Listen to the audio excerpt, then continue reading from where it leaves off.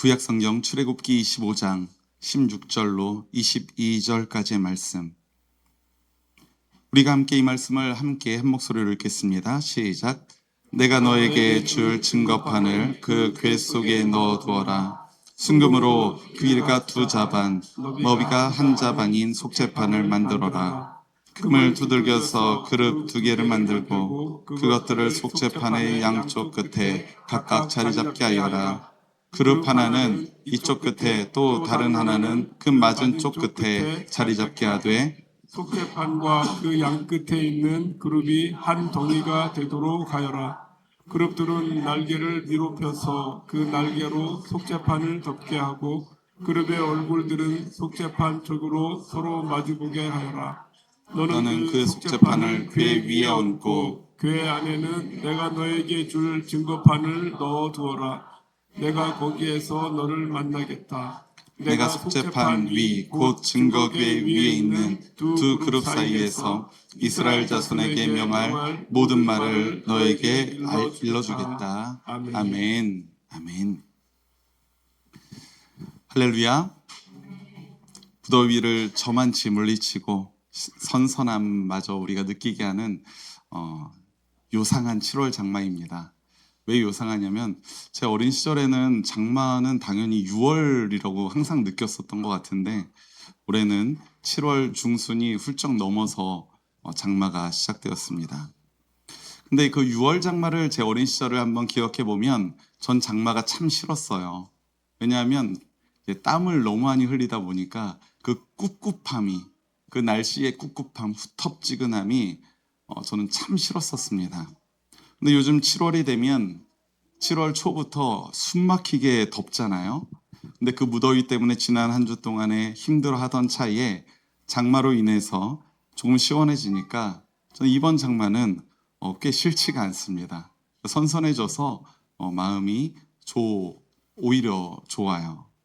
무더위를 해소해서 좋은 것보다 대지의 생명들이 약동하는 이 시기에 충분한 비가 또 그 산을 파릇파릇하게 만드는 그 충분한 비가 쏟아져서 가물었던 땅을 적시니까 감사한 마음이 저에게 있습니다. 작년 이 지역, 특히 강릉 지역에서 아주 난리가 났었는데 이제 이번 비로 그래도 많은 부분이 해결된 것 같습니다. 오늘 예배의 자리에 나오신 우리 사랑하는 초록교회 신앙가족 여러분들에게도 동일하게 주님이 주시는 그 은혜의 비가 충만하게 내리는 은총이 있기를 주님의 이름으로 축원합니다. 오늘도 주변에 계신 우리 신앙가족 여러분들과 사랑과 축복을 우리 듬뿍 담아서 우리 환대의 인사 함께 나누었으면 좋겠습니다. 이 고백을 할 때 민망하시더라도 얼굴을 바라보면서 인사를 하면 여러분들 자연스럽게 미소가 나올 거예요. 이렇게 한번 아주 간단한 인사, 사랑합니다, 축복합니다 함께 인사해 볼까요? 사랑합니다, 축복합니다. 강사님, 집사님, 성도님, 사랑합니다, 축복합니다. 네, 사랑합니다, 축복합니다. 네, 우리 초록교회의 전통이 몇 가지가 있습니다. 교회 창립 주일날에 더불어 비빔밥을 해먹는 거. 또 한 가지는 매년 여름 성경학교의 계절이 되면 우리 초록교회 신앙가족들은 어린이부 친구들이 배우게 될 성경학교 주제에 대한 말씀을 함께 모든 성도들이 한 번씩은 설교로 다루었다는 것. 그리고 다음 주 주일에는 성경학교를 앞두고 어린이 찬양도 함께 배워볼 겁니다. 다칠까 봐 깜짝 놀랐습니다. 안전합니다. 그래서 올해에도 성경학교 기간 동안 우리 교회 어린이들이 배우게 될 성경의 말씀들, 그것을 우리 모두가 함께 한 번은 다루고 넘어가려고 해요. 오늘과 또 다음 주에 걸쳐서 우리가 그 이야기를 함께 나누려고 합니다. 그런데 올해 여름 성경학교 주제가 이게 쉽지가 않습니다. 제목은 쉬워요. 따라해 볼까요? 하나님을 만나요. 하나님을 만나요. 이겁니다. 아주 쉬운 주제죠. 그런데 여기에 부제가 붙는데 성막학교입니다. 성막학교. 그러니까 오늘 우리가 함께 나눌 말씀은 이스라엘 백성들의 출애굽 시대에 진영의 중심에 세우고 언제나 하나님을 만나서 그 뜻을 묻고 죄의 문제를 해결했던 장소, 바로 이 성막에 대한 말씀이라는 거예요. 아이들에게도 쉽지 않은 주제이죠. 그런데 우리가 이 성막에 대하여 오해하는 것이 하나 있습니다. 무엇이냐면 성막은 이스라엘 백성들이 하나님을 위하여 세운 장소다라는 거예요. 성막이 그렇습니까? 이스라엘 백성들이 하나님을 위하여 세운 장소입니까? 그렇지가 않습니다. 성막은 이스라엘 백성들이 주체가 되어서 그들이 계획하고 설계해서 하나님께 봉헌했던 장소가 아닙니다. 오히려 하나님이 주체가 되셔요. 하나님이 주체가 되어주셔서 당신의 백성들에게 설계도를 주시고 이스라엘 백성들이 그 말씀에 순종함으로 지었던 것, 그리고 그곳의 혜택을 누리는 사람은 하나님이 아니라 이스라엘 백성이었던 것, 그곳이 바로 성막이라는 것입니다. 우리가 성막에 대해서 이해하기 위해서는 무엇보다 그 당시의 시대적 배경에 대해서 한번 짚고 넘어가야 돼요. 그때가 언제입니까? 이집트 종살이 하던 그 이스라엘 백성들이 하나님의 구원하심의 능력을 힘입어서 모세를 따라 광야로 나아갑니다. 광야가 목적지인 것은 아니었죠. 가나안을 향해서 나아가는데 하나님의 인도하심을 따라가 보니 지금은 광야인 거예요. 근데 그 광야의 학교에서 40년이 넘도록 그들은 훈련을 받아야만 했습니다. 이 출애굽 사건의 의미가 무엇입니까? 이 출애굽 사건의 의미, 세상의 권세에 종살이를 하던 사람들이 이제는 세상의 권세에서 벗어나서 하나님의 다스림, 하나님의 통치 안에 들어가서 이전과는 완전히 다른 새 사람, 하나님의 백성이 된다라는 의미인 줄 믿습니다. 이전에는 이집트에서 죄의 노예로 살아왔던 이들이 이제는 하나님의 다스림을 받는 하나님의 백성이 되었다. 신분과 존재가 변화되었다는 것을 이 출애굽은 우리에게 가르쳐주고 있는 것이죠. 그 과정에서 하나님은 이스라엘 백성에게 놀라운 일을 행하십니다. 10가지 재앙으로 그들을 이집트에서 탈출시키셨고 바로 왕의 군대가 쫓을 때에 홍해를 갈라서 안전하게 벗어날 수 있도록 하십니다. 그리고 또 어떤 일이 일어났습니까?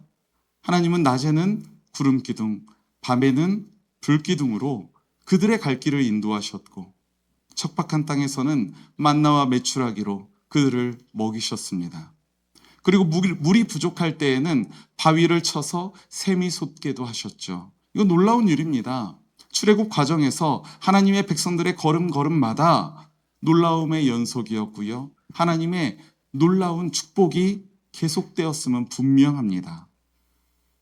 이 특별한 여정 속에서 하나님의 구원하심을 경험한 이스라엘 백성들은 이집트에서 종살이하던 때와는 아주 다른, 전혀 다른 새로운 존재가 된 것이에요. 여러분들의 신앙생활을 한번 되돌아보십시오. 우리들의 신앙생활이 시작되고 하나님의 은혜를 우리가 경험했던 그 첫사랑의 때를 한번 떠올려 보십시오. 참 좋지 않았습니까? 내 삶 속에서 역사하시는 하나님을 우리가 경험할 수 있고 우리의 믿음의 여정은 그 경험에서부터 시작이 됩니다. 그 중에는 아주 특별한 경험과 간증으로 우리의 신앙이 깊어지는 경우도 많이 있죠. 우리는 그것을 기적 또는 은사, 성령 충만 또는 신비라고 부르면서 하나님이 행하신 그 특별한 일, 놀라운 일들을 우리가 기억합니다. 우리가 사모해야 할 참 소중한 경험이 아닐 수가 없어요. 저는 기독교 신비주의자는 아니지만 여러분들이 하나님이 성령께서 부어주시는 은사를 사모하시기를 간절히 소망합니다. 그리고 그 은사를 받아 누리시기를 소망해요. 하지만 여기에서 우리가 잊지 말아야 할 것이 있어요. 우리 하나님은 말이죠. 당신의 백성들을 어떠한 특별한 시간, 특별한 장소, 특별한 방식, 특별한 사람을 통해서만 만나는 분이 아니라는 것입니다. 우리는 간혹 그것을 헷갈립니다. 지금 딱 그 시즌이잖아요. 청소년 시절에 이번에 수련회 가서 너희들 하나님 만나고 와야 돼. 1년에 그럼 여름에만 하나님을 만나면 되는 건가요? 상당히 우리의 신앙에 어폐가 있는 말이에요. 하나님은 말이죠, 우리들의 일상 속으로 들어와서 늘 함께 하시길 원하시는 분이라는 사실을 믿으시기 바랍니다. 여러분들의 일상의 삶 속에서 늘 함께 하시고 여러분들과 함께 소통하시고 공감하시길 원하시는 분이라는 거예요. 출애굽기 25장 8절의 말씀, 짧은 말씀인데요. 우리 함께 읽어보겠습니다. 시작. 내가 그들 가운데 머물 수 있도록 그들에게 내가 머물 성소를 지으라고 하여라. 아멘. 내가 그들 가운데 머물 수 있도록 그들에게 내가 머물 성소를 지으라고 하여라. 하나님은 당신의 백성들 가운데 머물 수 있는 성소를 지으라 하십니다. 성소는 지성소를 포함하고 있는 거룩한 장소이고요. 그 성소를 포함하고 있는 넓은 텐트가 뭡니까? 성막이에요. 하나님께서 우리들의 삶의 자리를 잡고 머물러 살겠다는 그 의미. 하나님은 당신의 백성들 가운데 머물 수 있는 성소를 지으라 하셨던 겁니다. 이것은 일회적인 감동이나 일회적인 경험이나 특별한 경험, 특별한 신비, 이것을 말하는 게 아닙니다. 우리의 삶 속에, 우리의 중심에 자리 잡고 머물러 계시겠다. 그렇게 하나님이 머물 성소, 거룩한 곳, 그곳이 바로 성막인 줄 믿습니다.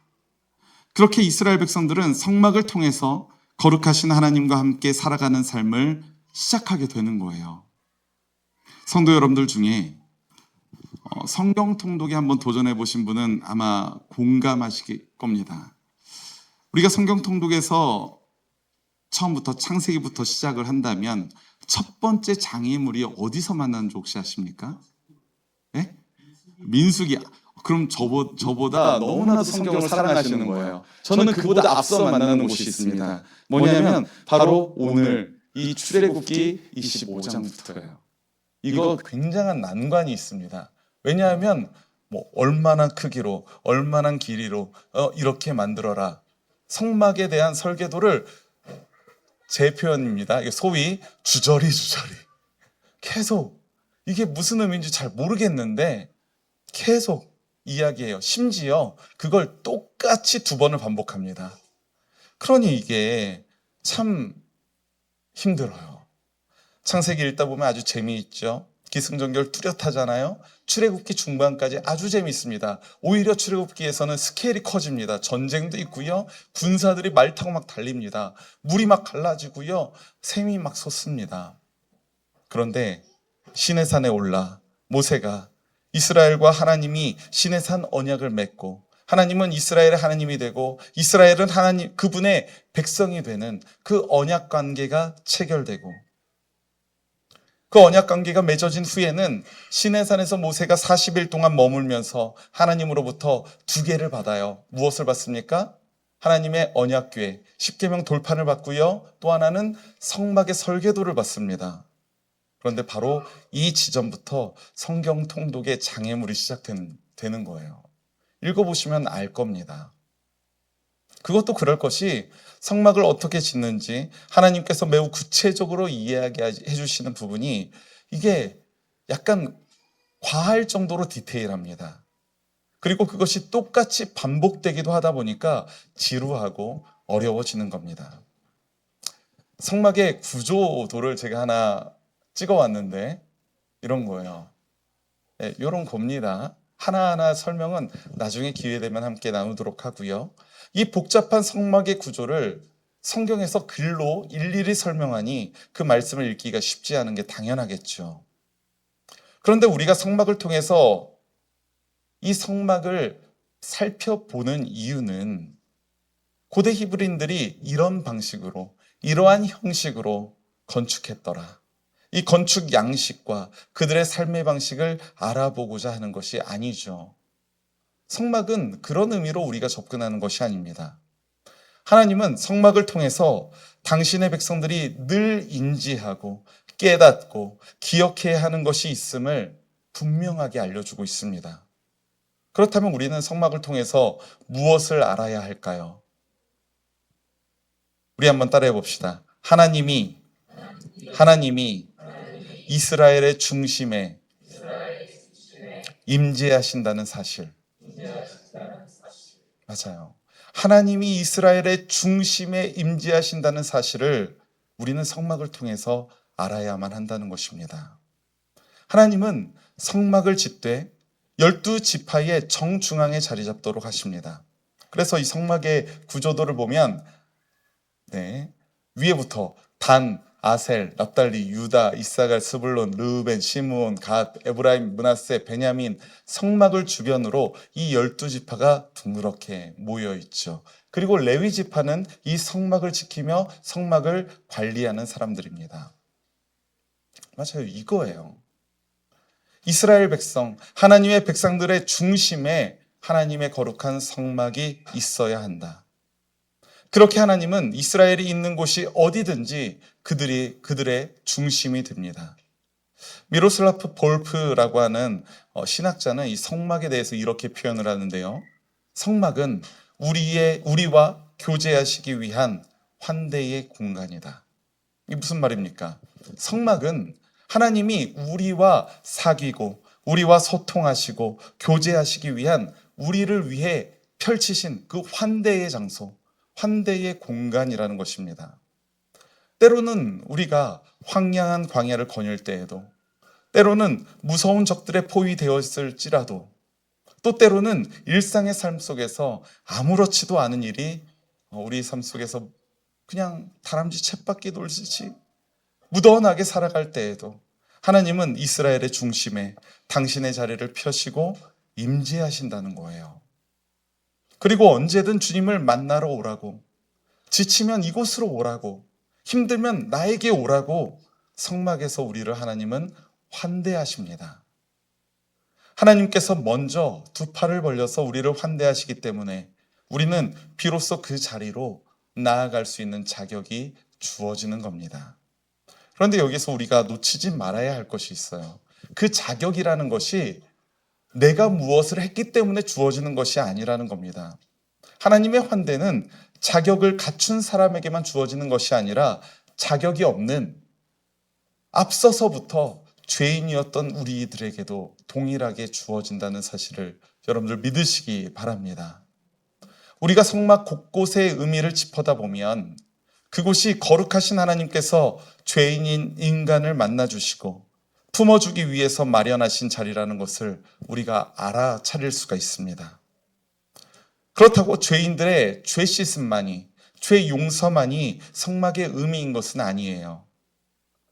죄 씻음이라는 의미에서 한 발 더 나아가서 하나님의 거룩하심에 응답하는 그분의 백성들의 거룩함, 그리고 성결함, 정결함이야말로 성막이 우리에게 주는 가장 중요한 의미라는 사실을 여러분들 기억하시기 바랍니다. 레위기 11장 45절 말씀 우리 함께 읽겠습니다. 시작. 나는 너희 하나님이 되려고 내가 거룩하니 너희도 거룩하게 되어야 한다. 아멘. 하나님이 거룩하니 하나님의 백성들도 거룩하게 되어야 한다. 이 성막의 그림을 다시 한번 보십시오. 우리 성막의 입구를 한번 보면 성막의 입구가 오른쪽 이쪽에 있죠. 입구 쪽으로 들어가 보십시오. 곧바로 뭐가 보입니까? 놋제단이 보이죠. 그곳에서는 놋제단에서는 희생제물을 번제단에 태우며 하나님께 우리의 죄를 태워서 향기로 주님께 올려드리는 것, 우리 자신을 태워서 하나님께 봉헌하는 것. 그래서 내가 하나님 앞에 설 자격이 없는 존재임을, 그런 죄인임을 우리가 고백하는 자리입니다. 그리고 제사장들은 제사를 드리는 그 과정에서 더럽혀졌던 그 손과 발을 이 물두멍에서 씻습니다. 그리고 물두멍을 지나서 피와 먼지를 깨끗하게 씻어낸 후에야 이제 거룩한 성소에 들어갈 수 있는 거예요. 성소에 들어가서는 향의 연기와 휘장 가운데 우리는 그것을 헤치며 나아갈 때 무엇이 보일까요? 이제 지성소가 그 휘장 건너편에 있게 됩니다. 오직 지정된 날 대제사장만이 들어갈 수 있는 지성소가 그곳에 있고요. 지성소의 중심에는 바로 하나님의 언약궤가 있습니다. 그리고 오늘 본문 출애굽기 25장 20절과 21절 말씀을 보면 하나님의 언약궤는 속죄판이라는 것으로 덮어놓는데 소위 속죄판은 하나의 뚜껑이라고 보시면 됩니다. 양쪽에 그룹의 조각이 되어 있는 속죄판으로 덮어놓는데 그 명령을 하시면서 하나님께서는 무엇라고 덧붙이십니까? 우리 본문 22절 말씀 함께 읽겠습니다. 22절 시작. 내가 거기에서 너를 만나겠다. 내가 속죄판 위 곧 증거 위에 있는 두 그룹 사이에서 이스라엘 자손에게 명할 모든 말을 너에게 일러 주겠다. 아멘. 아멘. 내가 거기에서 너를 만나겠다. 이스라엘 자손에게 명할 모든 말을 너희에게 일러주겠다. 사랑하는 우리 초록교회 신앙가족 여러분, 내가 거기에서 너를 만나겠다. 이스라엘 자손에게 명할 모든 말을 너에게 일러주겠다. 이 말씀이 성막을 지으라고 하신 하나님의 마음을 헤아릴 수 있는 부분이라는 사실을 여러분들 기억했으면 좋겠습니다. 하나님은 성막에서 우리를 만나시길 원하십니다.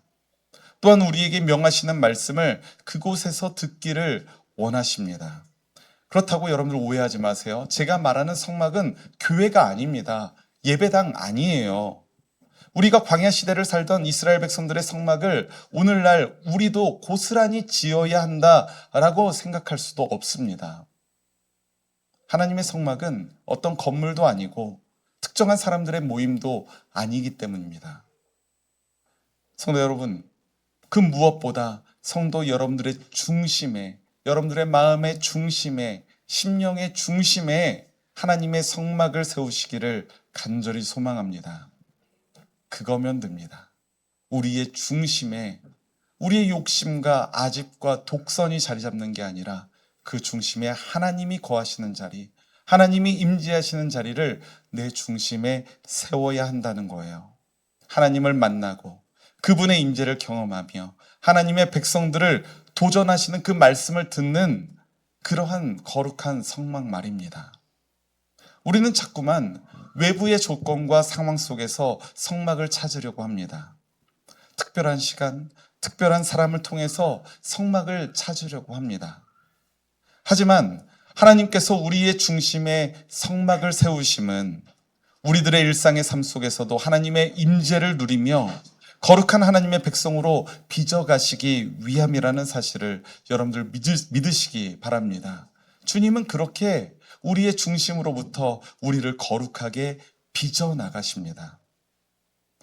바라기는 우리 임마누엘 하나님께서 죄인인 우리를 기쁨으로 맞이하시고 또 용서하시며 거룩하게 변화시켜 가심을 믿는 우리 그러한 성막 신앙을 오늘 깊이 묵상하시는 초록교회 신앙가족 여러분들이 되시기를 간절히 소망합니다.